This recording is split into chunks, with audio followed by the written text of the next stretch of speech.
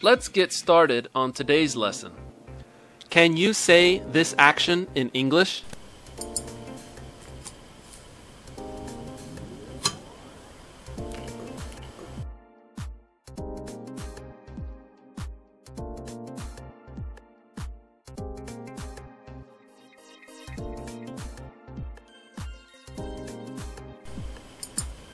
To take off. To take off. To flip up. To flip up.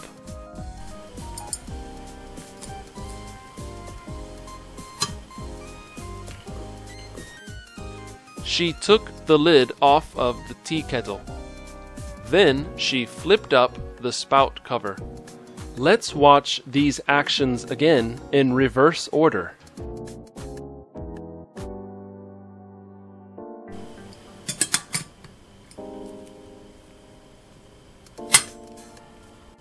She put the lid on the tea kettle, then flipped down the spout cover.